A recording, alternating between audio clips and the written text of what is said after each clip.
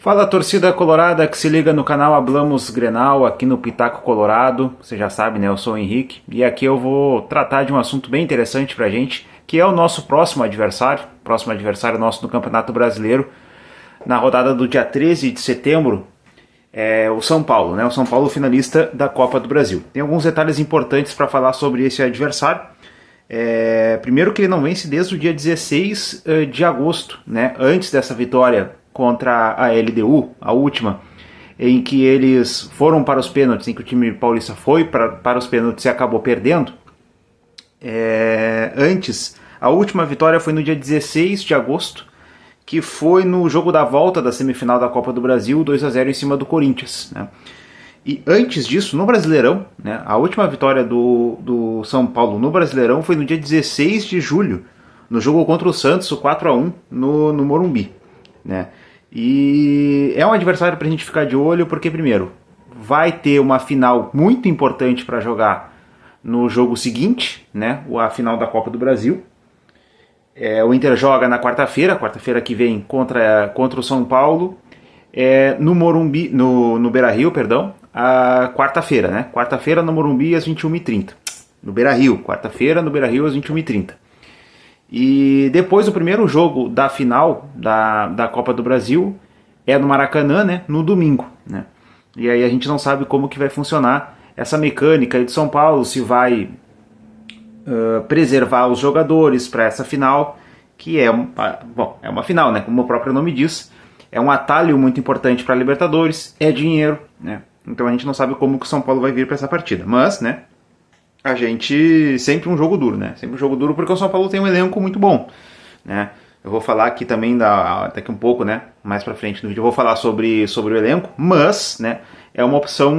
São opções interessantes que o São Paulo tem para enfrentar aí o Inter, mesmo que queira preservar seus jogadores para o jogo de domingo. Porém, é um time que está em crise, né? Eliminado tá em crise não, mas assim, considerando que foi eliminado da Copa Sul-Americana nos pênaltis dentro de casa e considerando que não vence no Brasileirão há quase 2 meses, né?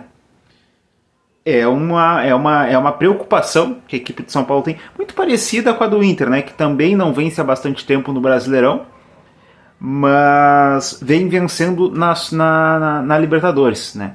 Tanto que está na semifinal. O São Paulo vem vencendo na Copa do Brasil e está na final, né, desta competição.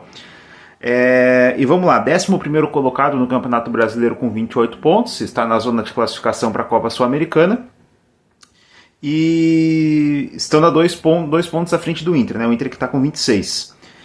Eu destaco alguns jogadores, né, como essas opções que o São Paulo tem para colocar um time interessante para o jogo contra o Inter e para dificultar o jogo, porque o Inter precisa tratar esse jogo como uma final, como deveria ter tratado os outros jogos do Campeonato Brasileiro, mas como o São Paulo tem o elenco, está melhorando o elenco, né? E como a equipe do São Paulo não vinha, né, valorizando, não é nem a questão de valorização, mas a questão de ter um elenco suficiente, né? O São Paulo vinha em algumas crises aí financeiras, mas eu digo ter um elenco suficiente para disputar essas outras competições.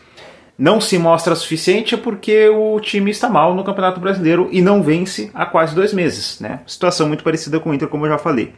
Mas vamos lá, o São Paulo tem o Caleri, né, que é ídolo no São Paulo. Tem o Lucas Moura, ídolo também.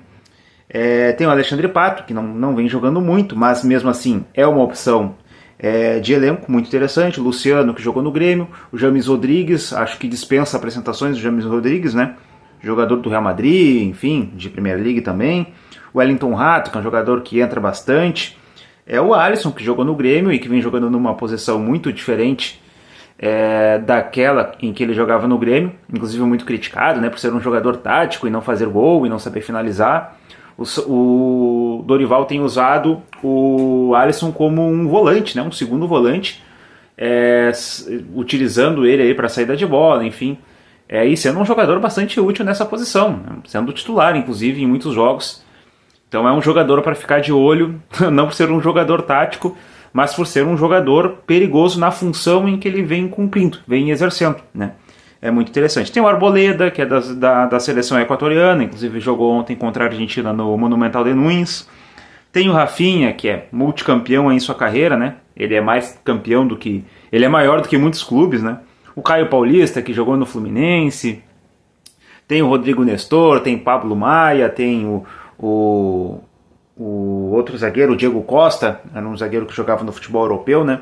Então o São Paulo tem um elenco muito bom, né? Tem um elenco que não é o melhor do mundo, não é o melhor do Brasil, inclusive, porque se fosse estaria numa posição melhor, né, na nossa liga.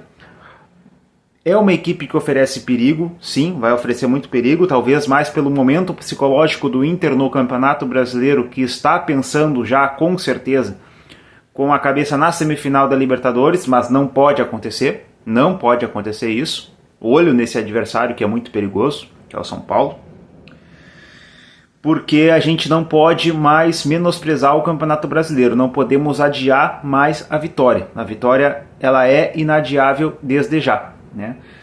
E depois tem jogos mais difíceis, vem Atlético Mineiro, vem outros adversários que a gente precisa vencer. Em casa precisamos vencer.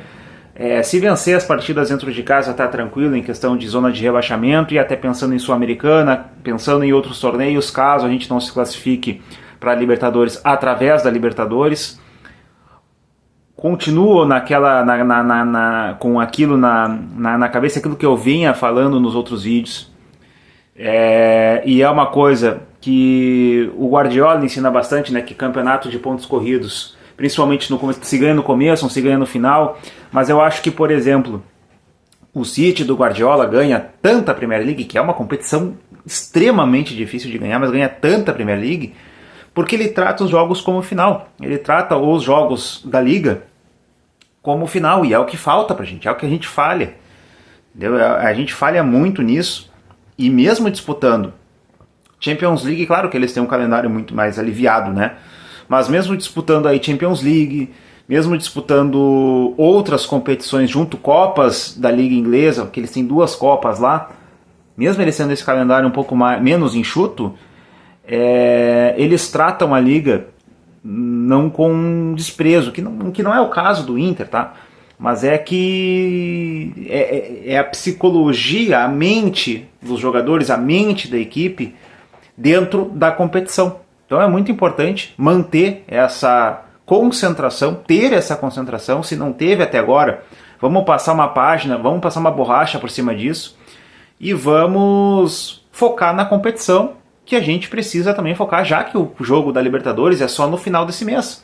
Então vamos vencer, tratar de vencer o São Paulo, e os próximos jogos também tratar com concentração, tratar com honestidade, tratar com seriedade a competição, que a gente precisa bastante. Gurizada, se inscreve no canal, dá o like nesse vídeo, comenta aqui nesse vídeo o que tu achou, né? O que tu achou se tu concorda comigo ou não, o que tu percebe aí da questão do São Paulo também. E lá nas nossas redes sociais, lá no Facebook, no Twitter e no Instagram, @hablamosgrenal, tá certo? Um abraço e até a próxima.